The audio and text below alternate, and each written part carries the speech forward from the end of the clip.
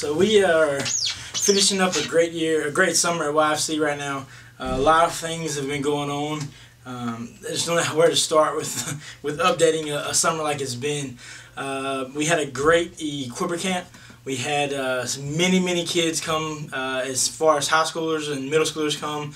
And what we did is we taught the older kids how to do a VBS. Instead of just saying this is how you do it, we actually put the tools in their hands and then had a VBS, and they had to work the VBS. So we did a 3-day VBS, and what we did was day one, the leaders led most of the small group, most of the VBS. Day two, it was 50-50. The kids led half, and the students led half. And day three, the leaders stepped back and let the kids do all the work, and they responded really well. We were also able to go around to over 100 churches and pray for the church and pray for the ministry that's going on at the church, and it was a blessing.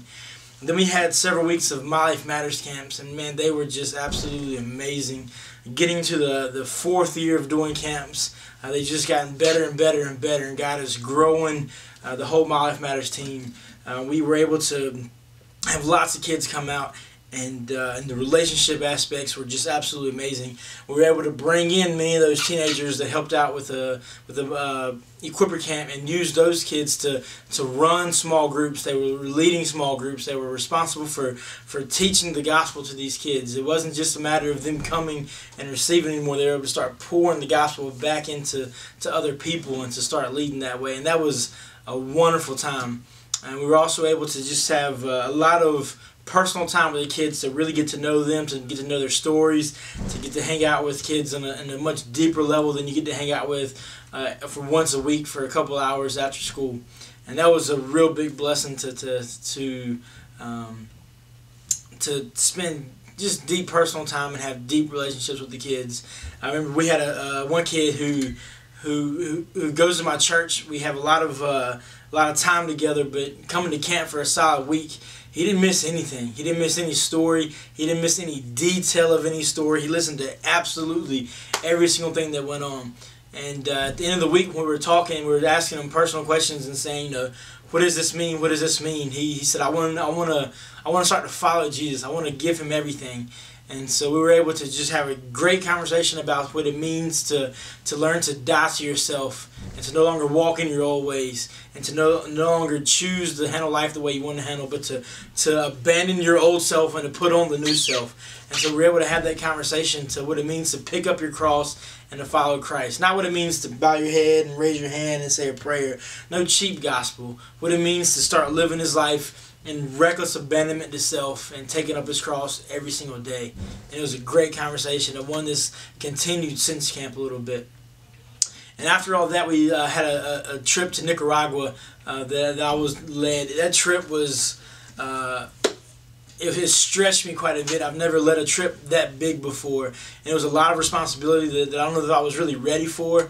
There was a lot of things that, when I agreed to it and agreed to lead the trip, as me and Tim had a conversation, I didn't think about all the things that I was going to do, and I was excited to lead the trip, but I didn't know how much God was going to use it to grow me as an individual, and also I just didn't know what it would how it would stretch me as a leader to be responsible for other people, not just responsible for the money that we raised. We raised $30,000 without doing a single fundraiser.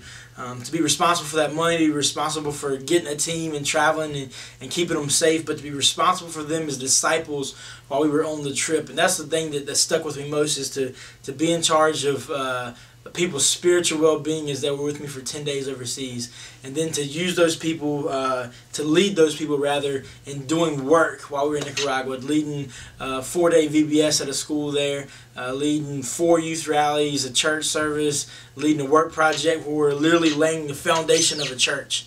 God just used all those things to grow us as a team. We could talk about the ministry that happened there for days and days and days, but my favorite part was the ministry that happened in us as a team, the way God used us, the way God grew us, the way He built the relationships together as a team. Even if we didn't do anything in Nicaragua, the trip was completely worth it, just based on the growth that we had as individuals who went on the trip. and then the ministry that happened while we were in Nicaragua was worth double what we spent. You know, the money can't line up for the price, the growth that happened while we were there, the ministry that took place. God was just really faithful to us. God was really good to us, and God loved us through and loved on us the whole time we were on this trip. And it was amazing to watch Him working in different countries the same way He's working here in Roxborough. A few-minute video can't sum up the whole summer, can't sum up what the activities that I was involved in with YFC this summer, but I just want to give you a highlight of what was going on, and hopefully you will email us and ask us more questions and come by the warehouse and have conversations with us about some of the different things that went on this summer. Alright, keep praying for us this year. Right now, as we are planning new curriculum for My Life Matters, we are working on lining up a whole new year. We're working on building relationships up with the kids and the students, getting ready for this school year. So just be in prayer for our team as we're making plans and we're listening to the Holy Spirit as far as the next year is concerned and what types of things we're going to pursue. And just continue to pray that more people would come forward and volunteer. The thing that's holding us back right now from having twice the size club is more volunteers. The thing that's holding us back from having twice as many clubs is more volunteers.